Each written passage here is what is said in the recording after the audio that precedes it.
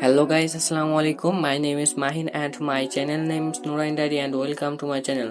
আশা করি আপনারা সবাই ভালো আছেন। আলহামদুলিল্লাহ আমি অনেক ভালো আছি।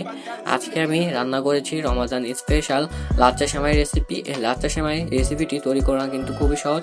তৈরি করা যেহেতু খুবই সহজ, খেতেও কিন্তু খুবই দারুণ লাগে। ঈদ তো চলে এলো, আর সেমাই ছাড়া ঈদের কথা তো ভাবাই যায় না। খুব সহজ আর সাধারণ একটা রেসিপি দুধে ভেজানো লাচ্চা সেমাই। তবে এই সাধারণ রেসিপিটাই অনেকের কাছে একটু কঠিন হয়ে যায়। ছোট থেকে বড় কিন্তু সবাই এই লাচ্চা সেমাইটি পছন্দ করে। বিশেষ করে ছোটরা এই লাচ্চা সেমাইটি বেশি পছন্দ করে, যেমন আমি। এই লাচ্চা সেমাইটি কিন্তু আমি খুব পছন্দ করি। তো চলুন আর বেশি কথা না বলে আপনাদের এই রেসিপিটি তৈরি করে দেখাই। আমি এই লাচ্চা সেমাইটি রাইস কুকারে রান্না করে নেব। আপনারা চাইলে রাইস কুকার বা চুলায় রান্না করে নিতে পারেন। প্রথমে আমি দিয়ে দিলাম 1 কাপ পরিমাণ দুধ। এরপর আমি এখানে অ্যাড করব গুঁড়া দুধ। এই গুঁড়া দুধটা দিলে লাচ্চা সেমাইটি স্বাদটা অনেক বেড়ে যায় এবং খেতেও খুব দারুণ লাগে। সেজন্য আমি এখানে 4 চা চামচ পরিমাণ গুঁড়ো দুধ দিয়ে দিলাম। এখন আমি এই গুঁড়ো দুধটাকে ভালো করে দুধের সাথে মিশিয়ে নেব, যাতে এখানে কোনো গুঁড়ো দুধের দলা ভাব না থাকে। অলরেডি আমার গুঁড়ো দুধটাকে দুধের সাথে ভালো করে মিশিয়ে নেওয়া হয়ে গেছে। এখন আমি আবার আর 1 কাপ দিয়ে দেব গরুর দুধ। এখানে আমি 2 কাপ পরিমাণ গুঁড়ো দুধ ব্যবহার করেছি আর 4 চামচ পরিমাণ গুঁড়ো দুধ ব্যবহার করেছি। এরপর আমি এখানে দিয়ে দিলাম 2টা এলাচ, একটা দারচিনি আর একটা তেজপাতা। তারপর তেজপাতাগুলো দেওয়ার পরে এগুলোকে আবার ভালো করে মিশিয়ে নিচ্ছি। মিশিয়ে নেওয়ার পর আমরা রাইস কুকারে সুইচটাকে অন করে দিলাম। এরপর আমি এখানে দিয়ে দিচ্ছি 1 কাপ পরিমাণ চিনি। এখানে আমরা মিষ্টি বেশি পছন্দ করি, যার কারণে এখানে আমরা মিষ্টিটা বেশি দিলাম। আপনারা চাইলে কম বা বেশি দিতে পারেন। যারা মিষ্টি খেতে বেশি পছন্দ করেন তারা এর চেয়েও একটু বেশি মিষ্টি দিতে পারেন। চিনিটা দেওয়ার পর আমি এখানে দিয়ে দিলাম 1 চা চামচ পরিমাণ লবণ।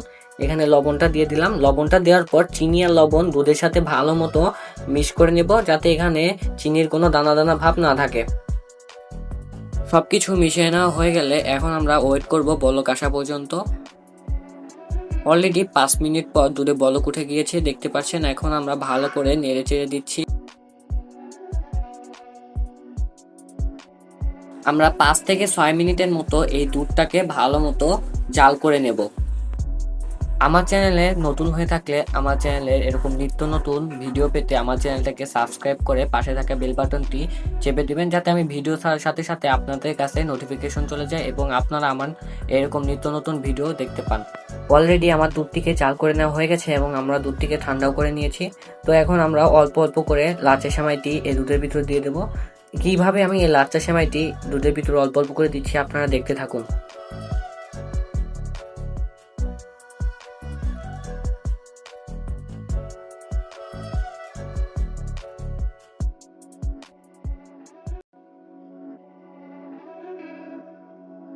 অলরেডি লাচ্চা সেমাইগুলো দেওয়া হয়ে গেছে। এখন আমি আপনাদের এই লাচ্চা সেমাইটি পরিবেশন করে দেখাই, চলুন। এর উপর দিয়ে আমি কিছু কিশমিশ দিয়ে দিলাম। দেখতে পাচ্ছেন, কিশমিশ দিলে একটু সুন্দর লাগবে এবং খেতেও খুব দারুণ লাগে। আমার রুমে বাদাম ছিল না, যার কারণে বাদামটা দেওয়া হয়নি। আপনারা চাইলে কাঠবাদাম বা কাজু বাদাম দিতে পারেন, দিলে কিন্তু খুবই ভালো লাগবে।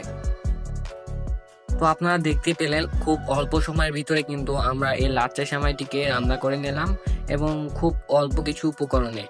এটি কিন্তু খেতে খুবই দারুণ হয়েছিল। আমি খেয়েছিলাম রোজা রেখে ইফতারিতে। আমি এই লাচ্চা সেমাইটি খেয়েছিলাম, খুব দারুণ হয়েছিল। আপনারা একবার ট্রাই করে খেতে পারেন, দেখবেন খুবই ভালো লাগবে। ছোট থেকে বড় সবাইকেই কিন্তু এই লাচ্চা সেমাইটি দিতে পারেন, তারা কিন্তু খেয়ে অবাক হয়ে যাবে। একবার খেলে বারবার খেতে চাইবে। তো আপনারা দেরি না করে এই লাচ্চা সেমাইটি একবার তৈরি করে খেয়ে দেখবেন কেমন লাগে এবং কমেন্টে জানিয়ে যাবেন যে লাচ্চা সেমাইটি কেমন হয়েছিল।